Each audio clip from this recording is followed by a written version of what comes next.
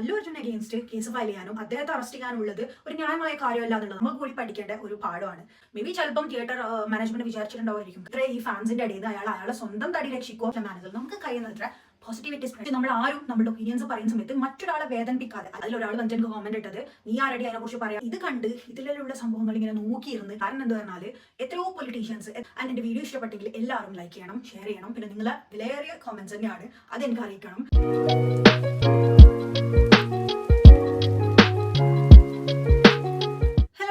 Welcome back to my channel. എല്ലാവർക്കും സുഖമെന്ന് വിശ്വസിക്കുന്നു. എൻ്റെ ഈ ഒരു വീഡിയോയിലേക്ക് എല്ലാവരെയും സ്വാഗതം ചെയ്യുന്നു. ഇപ്പോൾ കുറച്ച് നാളായിട്ട് നമ്മളെ നാട്ടിൽ നടക്കുന്നതെല്ലാം പല കൈൻഡ് ഓഫ് വെറൈറ്റി ആയിട്ടുള്ള പ്രശ്നങ്ങളാണ് അല്ലേ. എന്നാൽ ഞാനിന്നിപ്പോൾ പറയാൻ പോകുന്നത് കുറച്ചുകൂടി വിചിത്രപരവും സങ്കടകരവുമായ ഒരു കാര്യത്തിനെ കുറിച്ചാണ്. നമുക്ക് എല്ലാവർക്കും അറിയുന്ന കാര്യം തന്നെയാണ്. അതായത് ഏതൊരു സെലിബ്രിറ്റീനെ എടുത്തു കഴിഞ്ഞാലും അവരുടെ ഹാർഡ് വർക്കും അവരുടെ ഡെഡിക്കേഷനും ഒരു സൈഡ് മാറ്റി വെക്കുകയാണെങ്കിൽ അവർ ഇന്ന് ഏതെങ്കിലും ഒരു നിലയിൽ എത്തിയിട്ടുണ്ടെങ്കിൽ അതിനൊരു 50% ക്രെഡിറ്റും കൊടുക്കാൻ പറ്റുന്നത് അവരുടെ ഫാൻസിനാണ്. എന്നാൽ ഇന്ന് ഞാൻ പറയാൻ പോകുന്ന ഇൻസിഡന്റിലെ ഫാൻസുകാർ തന്നെ കുഴിയിലോട്ട് കൊണ്ട് ചാടിച്ച ഒരു സിറ്റുവേഷൻ ആണ്. വേറെ ആരും അല്ല, നമ്മുടെ പുഷ്പ ആക്ടർ അല്ലു അർജുനെ കുറിച്ച്. December 4th പുഷ്പ 2ന്റെ പ്രീമിയർ ഷോ കാണാൻ വേണ്ടിയിട്ട് ഹൈദരാബാദിലെ സന്ധ്യ തിയേറ്ററിൽ കുറച്ചൊന്നും അല്ല ഫാൻസുകാർ ഉണ്ടായത്. കാത്തിരുന്ന് ഇറങ്ങുന്ന മൂവിനെക്കാട്ടിലും ആ ഫാൻസുകാരെ ഒന്നുകൂടി ഹരം കൊള്ളിച്ചത് അവിടെ ഇപ്പോൾ ആ മൂവിന്റെ ആക്ടർ അല്ലു അർജുൻ കൂടി എത്തുന്നുണ്ട് എന്ന കാര്യമാണ്. പിന്നെ ഒന്നും പറയണ്ടല്ലോ. ഒരു തിയേറ്ററിൽ ബിയോണ്ട് ദ ലിമിറ്റ് ആയിട്ട് ആൾക്കാർ കയറി. പിന്നെ അവിടെ ഉണ്ടായി തള്ളായി പ്രശ്നങ്ങളായി. അല്ലു അർജുന്റെ സെക്യൂരിറ്റി ടീംസ് എന്ത് ചെയ്തു എന്ന് പറഞ്ഞാല് ഇവരൊക്കെ എഗെയിൻസ്റ്റ് ആയിട്ട് അല്ലു അർജുനെ പ്രൊട്ടക്ട് ചെയ്തു. പിന്നെ ഒന്നും പറയേണ്ട ആവശ്യമില്ല. അവിടെ 2024 കണ്ട ഏറ്റവും ബെസ്റ്റ് സ്റ്റാമ്പേഡ് തന്നെയായിരുന്നു നടന്നത്. അതിനിടയിൽ പക്ഷേ വേദനാജനകമായ വേറൊരു കാര്യം സംഭവിച്ചു. ഈ ഒരു തിക്കിൻ്റെയും തിരക്കിൻ്റെയും ഇടയിൽ കൂടി അതേ മൂവി കാണാൻ എത്തിയ ഒരു ഫാമിലിയിലെ 35 വയസ്സായ ഒരു ലേഡിയും അവരുടെ 8 year old ആയ ഒരു മോനും കൂടി അകപ്പെട്ടു. ആൻഡ് ഈ ലേഡി അപ്പം തന്നെ അവിടുന്ന് മരിച്ചു. ശ്വാസതടസ്സം ഇതൊക്കെ സംഭവിച്ചിട്ട് അവിടുന്ന് അപ്പം തന്നെ മരിച്ചു. ആൻഡ് മോനിപ്പോൾ കുറച്ച് ക്രിട്ടിക്കൽ സ്റ്റേജിൽ ഹോസ്പിറ്റലൈസ്ഡ് ആയിട്ടാണുള്ളത്. ഈ ഒരു സംഭവത്തിന് അഡ്രസ്സ് ചെയ്തിട്ട് 1 week ബാക്ക് അല്ലു അർജുൻ ഒരു വീഡിയോ ഇട്ടിട്ടുണ്ടായിരുന്നു. അത് നമുക്ക് കാണാം. Don't be coward. And my side nunchi, what we'd like to say is that we want to tell you that we're emotionally there for you. Like to donate an amount of rupees 25 lakhs. This is just as a goodwill gesture. And ഈ വീഡിയോയിൽ പറയുന്ന പോലെ തന്നെ ഈ മരിച്ചുപോയ ഈ ഫാമിലിക്ക് 25 lakh കൊടുക്കുന്നെന്നും പിന്നെ അവരെ പേഴ്സണലായി പോയി കാണുന്നുണ്ടോന്നും ഈ ഒരു സംഭവത്തിൽ അതിയായ ഖേദം പ്രകടിപ്പിച്ചുകൊണ്ടും അല്ലു അർജുൻ ഇട്ട വീഡിയോ ആയിരുന്നു ഇത്. ആൻഡ് ഈ ഒരു വീഡിയോ ഇട്ട് ഒരാഴ്ച കഴിയുമ്പോഴാണ് ഇപ്പോൾ 13 December ഫ്രൈഡേ അല്ലു അർജുനെ അറസ്റ്റ് ചെയ്യുന്നത്. ആൻഡ് ഇപ്പോൾ അദ്ദേഹം ചിക്കൻപള്ളി പോലീസ് സ്റ്റേഷന്റെ കസ്റ്റഡിയിലാണ് ഉള്ളത്. ആൻഡ് ഈ ഒരു ഇൻസിഡന്റിന്റെ ബേസിൽ അല്ലു അർജുനും മാത്രമല്ല അല്ലു അർജുനും അദ്ദേഹത്തിന്റെ സെക്യൂരിറ്റി ടീമിനും പിന്നെ തിയേറ്റർ മാനേജ്മെന്റിനും എഗെയിൻസ്റ്റും കൂടി ഈ കേസ് വരുന്നുണ്ട്. ഈ ഒരു കേസിൽ അദ്ദേഹത്തിന് അറസ്റ്റ് ഉണ്ടാവുന്നുള്ളത് ഉറപ്പുള്ളത് കൊണ്ട് തന്നെ December 11th തെലങ്കാന ഹൈക്കോർട്ടിലേക്ക് ഈ ഒരു അറസ്റ്റിന് എഗെയിൻസ്റ്റ് ആയിട്ട് അല്ലു അർജുൻ പോയിട്ടുണ്ടായിരുന്നെങ്കിലും അതിനെയൊക്കെ മറികടന്നുകൊണ്ടാണ് ഇപ്പോ ഇദ്ദേഹത്തിന്റെ ഈ ഒരു അറസ്റ്റ് രേഖപ്പെടുത്തിയിട്ടുള്ളത്. ശരിക്കും പറഞ്ഞാൽ പുഷ്പ 2ന്റെ വിജയം ഹിസ്റ്ററിക്കൽ ആയിരുന്നു എന്നൊക്കെ പറഞ്ഞ് ആഘോഷിക്കാനിരുന്ന ഫാൻസിന് കിട്ടിയ നല്ലൊരു 8ന്റെ പണി തന്നെയാണ് ഇപ്പൊ നടന്നിട്ടുള്ള ഈ ഒരു സംഭവം, അതിനോടനുബന്ധിച്ചുണ്ടായ ഈ അറസ്റ്റൊക്കെ. ഫാൻസുകാരുടെ ആരാധന മൂത്ത് ഈ ഫാൻസുകാരെ കൊണ്ട് തന്നെ അല്ലേ അല്ലു അർജുൻ ഇപ്പോൾ ഈ ഒരു പ്രശ്നം ഉണ്ടായിട്ടുള്ളത്. അത് നമ്മൾ ആക്ച്വലി ആലോചിക്കേണ്ടിയിരിക്കുന്നു. ഓൾറെഡി കാത്ത് പുഷ്പ 2ന്റെ റിലീസിന് വേണ്ടി വെയിറ്റ് ആക്കുന്നുണ്ടായ ആൾക്കാർക്ക് ഈ മൂവി കാണുന്നുള്ളതിന്റെ കൂടെ ആ ടൈമിൽ അല്ലു അർജുൻ കൂടി അവിടെ വരുന്നെന്നുള്ളത് ഓൾറെഡി ഇല്ല ഫയറിലേക്ക് കെറോസിൻ ഒഴിച്ച പോലത്തെ സംഭവമാണ്. ന്യൂസിൽ പറയുന്നുണ്ടായത് ഇവർക്ക് അഗെയിൻസ്റ്റ് ഈ കേസ് എടുക്കാനുള്ള കാരണം എന്തെന്ന് പറഞ്ഞാല് അവിടെ അങ്ങനെ ഒരു അക്രമാസക്തമായ കാര്യങ്ങൾ സൃഷ്ടിച്ചു എന്നുള്ളതും പിന്നെ തിയേറ്റർ മാനേജ്മെന്റ് ഓൾറെഡി ഈ അല്ലു അർജുൻ ഇവിടെ വരുന്നുള്ള കാര്യം പോലീസിനെ അറിയിച്ചിട്ട് പ്രൊട്ടക്ഷൻ ചോദിച്ചിട്ടുണ്ടായിരുന്നില്ല എന്നതാണ്.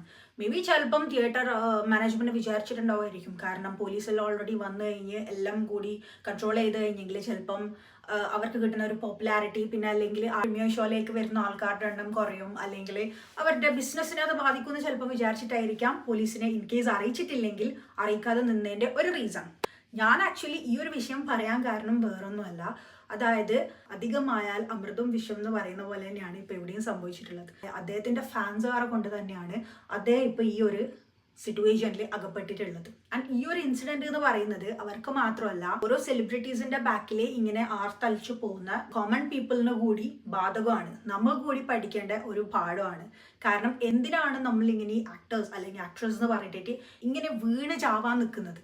ആൻഡ് മരിച്ചു പോയിട്ടുള്ള ആ ഒരു ലേഡിക്കും പിന്നെ സുഖമില്ലാതെ ഇപ്പോൾ ഹോസ്പിറ്റലൈസ്ഡ് ആയിട്ടുള്ള അവരുടെ മോൻക്കും ഉള്ള എല്ലാ കൈൻഡ് ഓഫ് എന്താ പറയുക പരിഗണനയും സങ്കടവും നമ്മൾ ആ ഒരു പ്രാർത്ഥനയും കൊടുത്തുകൊണ്ട് തന്നെയാണ് പക്ഷെ ഞാൻ എൻ്റെ ഒപ്പീനിയൻ പറയുന്നത്. ഈ ഒരു കേസിൽ അവിടെ ആ ഒരു സിറ്റുവേഷൻ ക്രിയേറ്റ് ചെയ്ത ആൾക്കാർക്കാണ് ശരിക്കും പറഞ്ഞാൽ കേസ് എടുക്കേണ്ടത്. ഈ ഒരു ന്യൂസിനെ സംബന്ധിച്ചുള്ള ഓരോ വീഡിയോയിലും രണ്ട് കൈൻഡ് ഓഫ് ആൾക്കാർ, രണ്ട് കൈൻഡ് ഓഫ് ഒപ്പീനിയൻസ് പറയുന്ന ആൾക്കാരുണ്ടെങ്കിലും എൻ്റെ ഒപ്പീനിയൻ എന്ന് പറയുന്നത് അല്ലു അർജുനെ അറസ്റ്റ് ചെയ്യാൻ മാത്രം എന്ന് പറയുന്നത് ശരിക്കും ന്യായമായിട്ട് എനിക്ക് തോന്നുന്നില്ല. കാരണം എന്താ പറഞ്ഞാൽ എത്രയോ പൊളിറ്റീഷ്യൻസ്, എത്രയോ പൊളിറ്റിക്കൽ പാർട്ടിൻ്റെ ക്യാമ്പയിൻസ് നടക്കുന്നുണ്ട്. ഈ ഒരു ടൈമിൽ നമ്മളെ നാട്ടിൽ എത്രയോ റോഡ്സ് ബ്ലോക്ക് ചെയ്യുന്നുണ്ട്. അതിൽ എത്ര ആംബുലൻസ് അല്ലെങ്കിൽ എന്താ പറയുക ഡെലിവറിക്ക് പോകുന്ന ലേഡീസ്, നമുക്ക് പേഴ്സണൽ എക്സ്പീരിയൻസ് എന്ന് പറയുന്നതാണ്. നമ്മൾ തന്നെ ഇതുപോലെ പല സംഗതികളിലും മനുഷ്യച്ചങ്ങലയും ജാതിയും ഇതുപോലെയുള്ള പല കേസിൻ്റെ ഇടയിൽ റോഡ് ബ്ലോക്ക് ചെയ്തിട്ട് അതിൻ്റെ ഇടയിൽ കുടുങ്ങിയിട്ടുള്ള സംഭവങ്ങൾ ഉണ്ടായിട്ടുണ്ട്.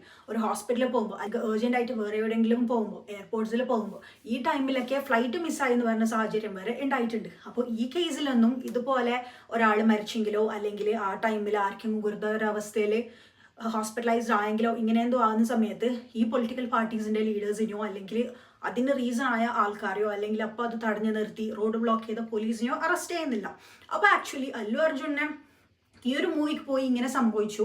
ആ ടൈമിൽ അല്ലു അർജുൻ ഉണ്ടായിരുന്നു. അപ്പോൾ ഈ ഫാൻസുകാർ അദ്ദേഹത്തിനെ കാണാൻ വേണ്ടിയിട്ടുള്ള തത്രപ്പാടിൻ്റെ ഇടയിൽ അങ്ങനെ ഒരു സ്റ്റാമ്പീഡ് നടന്നെന്ന് വെച്ചിട്ട് അല്ലു അർജുനെ അഗെയിൻസ്റ്റ് കേസ് ഫയൽ ചെയ്യാനും അദ്ദേഹത്തെ അറസ്റ്റ് ചെയ്യാനും ഉള്ളത് ഒരു ന്യായമായ കാര്യമല്ല എന്നുള്ളതാണ് എനിക്ക് തോന്നുന്നത്. പിന്നെ നമ്മൾ കോമൺ പീപ്പിളിന് ഇതിൽ നിന്ന് വലിയൊരു പാഠം പഠിക്കാനുണ്ട്. അതായത് എന്തിനാണ് നമ്മൾ ഇതുപോലെയുള്ള സെലിബ്രിറ്റീസിനെ ഇങ്ങനെ ഇത്ര അധികം ആരാധിക്കേണ്ട ആവശ്യം? കാരണം അവരവരുടെ ജോലിയാണ് ചെയ്യുന്നത്. നമ്മളിപ്പോൾ നോർമലി പല kind of teachers, nurse, doctors, engineer, accountant, pilot, cabin crew ഇതുപോലെയുള്ള പല കൈൻഡ് ഓഫ് ജോബ്സിലെ ഒരു ജോബ് ഫീൽഡാണ് ഇതുപോലെയുള്ള ആക്ടിങ് ഫീൽഡ് എന്ന് പറയുന്നത്. അപ്പോൾ ഇതിൽ അവരവരുടെ ജോലിയാണ് ചെയ്യുന്നത്, അവരുടെ വരുമാന മാർഗ്ഗമാണ് അവർ കണ്ടെത്തുന്നത്, അവരവരുടെ പണിയെടുക്കുന്നത്. അപ്പം നമ്മൾ കഷ്ടപ്പെട്ട് പണിയെടുത്ത് നമ്മളുണ്ടാക്കിയ പൈസയിൽ ടിക്കറ്റ് എടുത്ത് നമ്മൾ കാണുന്നത് എന്ന് പറഞ്ഞാൽ അവർക്ക് അവരുടെ എഫേർട്ടിനുള്ള പൈസ കിട്ടുന്നു. നമ്മളെ എൻ്റർടൈൻമെൻറ്റ് പേർപ്പസിനുള്ള കാര്യമാണ് ഈ മൂവി എന്ന് പറയുന്നത്. നമ്മൾക്ക് കുറച്ചൊരു ലെജർ ടൈമും ഒരു എൻജോയ്മെൻറ്റും ആ പോയി ഇരുന്ന് കാണുന്ന ഒരു ആംബിയൻസും കുറച്ച് ടൈം സ്പെൻഡ് ചെയ്യാൻ വേണ്ടിയിട്ടാണ് നമ്മൾ ഈ മൂവി കാണേണ്ടത്. അല്ലാതെ ഇത് കണ്ട് ഇതിലുള്ള സംഭവങ്ങൾ ഇങ്ങനെ നോക്കിയിരുന്ന് ഇതിൽ ആരാധന മൂത്ത് ഓക്കെ നമുക്ക് ആരാധന ആവാം. ആരാധന മീൻസ് നമുക്ക് എല്ലാവർക്കും ഇഷ്ടമുള്ള ആക്ടർ, ആക്ട്രസ് അല്ലെങ്കിൽ സ്പോർട്സിലാണെങ്കിലും ഏതെങ്കിലും പൊളിറ്റീഷ്യൻസ് ആണെങ്കിലും വരെ നമുക്ക് എല്ലാവർക്കും ഒരു പേഴ്സണൽ ഫേവറേറ്റ് ഉണ്ടാവും. പക്ഷെ എന്ന് വെച്ച് ഇവരിങ്ങനെ ഒരു ഹാർഡ് കോർ ആയിട്ടുള്ള ഡൈ ഹാർഡ് ഫാൻ ആവേണ്ട ആവശ്യം നമ്മൾക്ക് ഒരിക്കലും ഇല്ല. കാരണം എന്ത് പറഞ്ഞാൽ ഇവരും നോർമൽ മനുഷ്യന്മാർ തന്നെയാണ്. മോറോവർ ഈ പുഷ്പാലാണെങ്കിലും ശരി വേറെ ഏത് മൂവീസിലാണെങ്കിലും ശരി ഈ ചാടുന്നതും തുള്ളുന്നതും ഫൈറ്റിങ്ങും നമ്മളിപ്പോൾ ഇതെല്ലാം കണ്ടിട്ടില്ല ഇങ്ങനെ ആരാധനയായിട്ട് ഫാനായി മാറുന്നത്. ഇതൊക്കെ ആക്ടിങ് അല്ലേ? അപ്പോൾ ഇതെല്ലാം കണ്ടിട്ടായിട്ട് നമ്മൾ ശരിക്കും പറഞ്ഞാൽ താങ്ക് ഗോഡ് നമ്മൾ കേരളത്തിൽ ഇതുവരെയുള്ള ഇതുപോലെയുള്ള കാര്യങ്ങൾ നടന്നിട്ടില്ല. കേരളത്തിനെ അപേക്ഷിച്ച് മറ്റ് സംസ്ഥാനങ്ങളിലാണ് ഇതുപോലെയുള്ള കാര്യങ്ങൾ കൂടുതൽ നടക്കുന്നത്. ഒന്നാമത്തെ കാര്യം എന്ന് പറയുന്നത് ഇലിട്രസിയാണ്. കാരണം എന്താ പറഞ്ഞാൽ ഇതുപോലെയുള്ള സംസ്ഥാനങ്ങളിൽ കുറച്ചുകൂടി ലിറ്ററസി റേറ്റിലൊക്കെ ബാക്ക്വേർഡ് ആയിട്ടുള്ള ആൾക്കാരാണ് ഇങ്ങനെ ഭയങ്കര ഫാൻ എന്ന് പറഞ്ഞിട്ട് ഇത് ഈ ആക്ടേഴ്സിൻ്റെ ഒക്കെ ബാക്കിലേ പോകുന്നുള്ളത്. അതല്ലാതെ കുറച്ച് എന്താ പറയുക വിവരവും വിദ്യാഭ്യാസവും കുറച്ച് കാര്യങ്ങളുടെ കിടപ്പും മനസ്സിലാക്കുന്ന ആൾക്കാർ ഇതുപോലെ ഭയങ്കര ഇങ്ങനെ ഡൈ ഹാർഡ് ഫാൻസ് ആയിട്ടായിട്ട് ആക്ട്രസിൻ്റെ ഒക്കെ ബാക്കിൽ പോകാറൊന്നും ഇല്ല. ആൻഡ് പിന്നെ ഞാൻ പറയുന്നത് എന്താ വെച്ചാൽ അല്ലു അർജുൻ്റെ കേസിൽ തെറ്റില്ല എന്ന് പറയാൻ കാരണം എന്ന് പറഞ്ഞാൽ തെറ്റില്ല എന്ന് തോന്നാൻ എനിക്ക് കാരണം എന്തെന്ന് പറഞ്ഞാൽ ഇതിനിടയ്ക്ക് ഞാൻ അക്ഷയ് കുമാറിൻ്റെ ഒരു വീഡിയോ കണ്ടിട്ടുണ്ടായിരുന്നു. അതായത് അക്ഷയ് കുമാർ ഇങ്ങനെ പോകുന്ന സമയത്ത് ഒരു ഫാന് ആളുടെ ഫേസ് പിടിച്ച് ഇങ്ങനെ ആക്കിയിട്ട് സെൽഫി എടുക്കുന്നതാന്നുള്ളത്. അപ്പോൾ അയാൾ ഇങ്ങനെ തല്ലാൻ പോകുന്നുണ്ട്, ആ ഫാനിനെ തല്ലാൻ പോകുന്നുണ്ട്.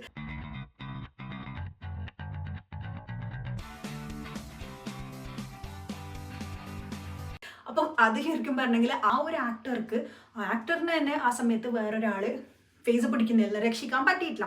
പിന്നെ എങ്ങനെയാണ് അല്ലു അർജുൻ അതേപോലെയുള്ള ആക്ടറായ അല്ലു അർജുൻ ഇത്ര ഈ ഫാൻസിൻ്റെ ഇടയിൽ നിന്ന് അയാളെ സ്വന്തം തടി രക്ഷിക്കുമോ, അയാളുടെ സെക്യൂരിറ്റി ടീമിനെ കൊണ്ട് അയാളുടെ സ്വന്തം തടി രക്ഷിച്ചിട്ട് ഊരി പോകാൻ നോക്കുമോ, അല്ലെങ്കിൽ ആ ക്രൗഡിൻ്റെ ഇടയിൽ ആരെങ്കിലും വീഴുന്നുണ്ടോ, ആർക്കെങ്കിലും പരിക്ക് പറ്റുന്നുണ്ടോ എന്ന് നോക്കുമോ? ഒരിക്കലും നടക്കാൻ പറ്റുന്ന കാര്യമല്ല അത്. അത്ര വലിയൊരു ക്രൗഡ് ആക്ച്വലി അദ്ദേഹത്തിനെ കാണാൻ ഇങ്ങനെ തിങ്ങി നിൽക്കുന്ന സമയത്ത് അയാൾ തന്നെ എങ്ങനെയെങ്കിലും ആയിരിക്കും അവിടുന്ന് സ്കൂട്ടായിട്ട് പോയിട്ടുണ്ടാവുക. അല്ലെങ്കിൽ അയാൾ തന്നെ ഇപ്പോൾ അല്ലു അർജുൻ പറഞ്ഞാൽ തന്നെ ആ ക്രൗഡ് അവിടെ കേൾക്കാൻ പോകുന്നില്ല. നിങ്ങളൊക്കെ സൈലൻ്റ് ആയിട്ടിരിക്കുക, ഞാൻ എല്ലാവർക്കും ഫോട്ടോ എടുക്കാം, നിങ്ങളെല്ലാം മിണ്ടാണ്ടിരിക്കുക എന്ന് പറഞ്ഞാൽ ഒരു ഫാൻസും കേൾക്കാൻ പോകുന്നില്ല. അപ്പോൾ അതുകൊണ്ട് ആ ഒരു വസ്തുത വെച്ചിട്ടാണ് ഞാൻ അല്ലു അർജുനെ അറസ്റ്റ് ചെയ്തത്. എനിക്ക് പേഴ്സണലി അത് ന്യായമായിട്ട് തോന്നിയിട്ടില്ല എന്ന് പറഞ്ഞത്. അതല്ലാതെ മരിച്ച ആൾക്കാർക്ക് കിട്ടേണ്ട റൈറ്റ്സ് അത് ശരി തന്നെയാണ്. പിന്നെ അതിൻ്റെ എവിടെയാണ് വീഴ്ച വന്നതെന്നുള്ളത് അന്വേഷിച്ചിട്ടായിട്ട് ആ രീതിയിലാണ് ചെയ്യേണ്ടത്. അല്ലാതെ അല്ലു അർജുൻ്റെ മൂവി നോക്കാൻ വേണ്ടിയിട്ട് വന്നു, ആ മൂവീൻ്റെ സമയത്ത് അല്ലു അർജുൻ അവിടെ ഉണ്ടായിരുന്നു, ആ ബേസിലാണ് ഇത് ക്രൗഡ് ഉണ്ടായി, ആ ടൈമിലാണ് ഒരാൾ മരണപ്പെട്ടത്, അപ്പോൾ ആ മരണത്തിന് ഉത്തരവാദി അല്ലു അർജുൻ എന്ന് പറയുന്നതിൽ എനിക്ക് പേഴ്സണലി സപ്പോർട്ട് ചെയ്യാൻ തോന്നുന്നില്ല. ആ ബേസിലാണ് നമ്മൾ കേസെടുക്കുകയാണെങ്കിൽ നമ്മളെ നാട്ടിൽ നടക്കുന്ന ഓരോ ദിവസവും നടക്കുന്ന അനേകം പല പല രീതിയിലുള്ള റോഡ് ആക്സിഡൻസിനൊക്കെ ആരാണ് ഉത്തരവാദി? ഐ മീൻ റോഡ് ഇപ്പം ഒരു ആക്സിഡന്റ് നടന്നെങ്കിൽ ആ വാഹനം ഓടിച്ച ആൾക്കാരാണോ, അല്ലെങ്കിൽ ആ റോഡിന്റെ ഇഷ്യൂ ആണോ, ആ റോഡ് ക്രിയേറ്റ് ആക്കിയ ആൾക്കാരാണോ, ആരായിരിക്കും ഉത്തരവാദി?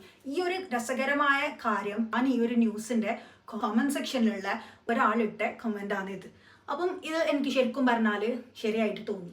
നമുക്ക് പിന്നെ ഇത് നാട്ടിൽ നടക്കുന്ന ഓരോ കാര്യങ്ങൾ നമ്മൾക്കൊന്നും ചെയ്യാനൊന്നും പറ്റില്ല. ഓരോ കാര്യങ്ങൾ ഇതുപോലെയുള്ളത് നടക്കുന്ന സമയത്ത് അതിനെ ബേസ് ചെയ്തിട്ട് നമ്മൾക്ക് എന്തായാലും പഠിക്കാൻ പറ്റും, നമുക്ക് എങ്ങനെ ഡിസ്കസ് ചെയ്യാൻ പറ്റും, ഇതിൽ നിന്ന് നമുക്ക് നമ്മുടെ വളർന്നു വരുന്ന തലമുറയോട് അല്ലെങ്കിൽ നമ്മളെ വീട്ടിലുള്ള കുട്ടികളോട് ഇതിൽ നിന്ന് എന്തൊക്കെ പറഞ്ഞ് മനസ്സിലാക്കാൻ പറ്റും, നാളത്തേക്ക് എന്തെങ്കിലും ഒരു മുതൽക്കൂട്ടായിട്ടുള്ള ഒരു പാഠം ഇതിൽ നിന്ന് കിട്ടുമോ എന്നുള്ളത് മാത്രമേ നമുക്ക് ചെയ്യാൻ പറ്റുന്ന കാര്യങ്ങളുള്ളൂ. അപ്പോൾ അതുകൊണ്ട് മാത്രമാണ് ഞാനിപ്പോൾ ഈ ഒരു വിഷയത്തെക്കുറിച്ച് എൻ്റെ ഒരു ഒപ്പീനിയനും എൻ്റെ കാഴ്ചപ്പാടും പറയാമെന്ന് വിചാരിച്ചത്. ആൻഡ് ഈ വീഡിയോ കാണാൻ നിങ്ങൾക്ക് ഇപ്പോൾ ആ അഭിപ്രായമല്ല അല്ലു അർജുൻ തന്നെയാണ് തെറ്റുകാരൻ അങ്ങനെ ഇങ്ങനെ ഉണ്ടെങ്കിൽ നിങ്ങളുടെ ഒപ്പീനിയനെ ഞാൻ മാനിക്കുന്നു, എൻ്റെ ഒപ്പീനിയനാണ് ഞാൻ പറഞ്ഞത്. സോ എൻ്റെ ഒപ്പീനിയനെ നിങ്ങളും മാനിക്കണം. ആൻഡ് ചില വീഡിയോസിൽ കാണുന്ന കമൻസ് എന്ന് പറഞ്ഞെങ്കിൽ അത് കാണുന്ന സമയത്ത് നമുക്ക് ശരിക്കും പറഞ്ഞെങ്കിൽ ഭയങ്കര സങ്കടവും വരും, ദേഷ്യവും വരും. കാരണം എന്താ പറഞ്ഞാൽ ഇപ്പോൾ ലാസ്റ്റ് ടൈം ഞാൻ മൻസൂർ ഹോസ്പിറ്റലിൻ്റെ ഒരു വീഡിയോ ചെയ്ത സമയത്ത് അതിലൊരാൾ വന്നിട്ട് എനിക്ക് കോമൻറ്റ് ഇട്ടത്, നീ ആരടി അതിനെക്കുറിച്ച് പറയാൻ, നീ അങ്ങനെയല്ലേ, നീ ഇങ്ങനെ എന്നെ പേഴ്സണലി അറിയാത്ത ഒരാളാണ്, വെറുതെ പല എന്താ പറയില്ല, വെറുതെ ഇങ്ങനെ ആരോപിക്കുന്നതാണ് പറയുന്നത്. മൻസൂർ ഹോസ്പിറ്റലിനെ കുറിച്ച് പറയാൻ നീ ആരാണ്? എൻ്റെ ഫാമിലിയാണ് മൻസൂർ ഹോസ്പിറ്റൽ, ഞാൻ ഇന്ന ആള് എന്നിട്ട്. പക്ഷെ ഞാൻ ആ പേര് പറയുമായിരുന്നു ഇപ്പൊ ഈ വീഡിയോയില്. ഞാൻ പറയാത്തതിന്റെ റീസൺ എന്തെന്ന് പറഞ്ഞാല് ആ കമന്റിൽ പറഞ്ഞ പേരിന്റെ ആളെ നമുക്ക് പേഴ്സണലായിട്ട് അറിയാം. ആ ആളെ ഞങ്ങൾ വിളിച്ച് ചോദിച്ച സമയത്ത് ആ ആൾ അങ്ങനെ ഒരു കമന്റ് ഇട്ടിട്ടില്ല. അപ്പൊ ആ ആളുടെ ഫേക്ക് ആയിട്ടുള്ള പേര് യൂസ് ചെയ്തിട്ടായിട്ട് അയാളെയും നമ്മളെയും രണ്ടാളെയും അറിയുന്ന മ്യൂച്വൽ ആയിട്ടുള്ള ആരോ ആണ് ആ ഒരു കമന്റ് ഇട്ടിട്ടുള്ളത്. അതുകൊണ്ടാണ് ഞാനിപ്പോൾ ആ വീഡിയോയിൽ കമന്റ് എടുത്ത് കാണിക്കാത്തത്. സോ ഇപ്പൊ ആ ആള് പറഞ്ഞത് വെച്ച് നോക്കുമ്പോൾ തന്നെ അവരുടെ ഫാമിലി ആണെന്ന് വെച്ചിട്ട് തെറ്റ് ചെയ്താൽ നമുക്കത് പൊതുജനമായ നമ്മൾക്ക് അത് ചൂണ്ടിക്കാണിക്കാൻ പാടില്ല, അല്ലെങ്കിൽ പറയാൻ പാടില്ല, അതിനെക്കുറിച്ച് എഗെയിൻസ്റ്റ് ആയിട്ട് വീഡിയോ ഇടാൻ പാടില്ല എന്നില്ല. സോ അയാൾക്ക് അയാളുടെ ഒപ്പീനിയൻ പറയാം, എനിക്ക് എൻ്റെ ഒപ്പീനിയൻ പറയാം, ഇത് കാണുന്ന നിങ്ങൾക്ക് നിങ്ങളുടെ ഒപ്പീനിയൻ പറയാം. പക്ഷെ നമ്മൾ ആരും നമ്മളുടെ ഒപ്പീനിയൻസ് പറയുന്ന സമയത്ത് മറ്റൊരാളെ വേദനിപ്പിക്കാതെ അല്ലെങ്കിൽ അയാളുടെ പേഴ്സണൽ സ്പേസിൽ കടക്കാതെ അയാൾ പറഞ്ഞതിന് എഗെയിൻസ്റ്റ് ആയിട്ട് അബ്യൂസിങ് ആയിട്ടുള്ള മാനറിൽ സംസാരിക്കാതെ നമ്മൾ നോക്കുന്നതായിരിക്കും നമ്മുടെ ഒരു പേഴ്സണാലിറ്റിയും നമ്മുടെ മാനേഴ്സ് എന്ന് പറയുന്നത്.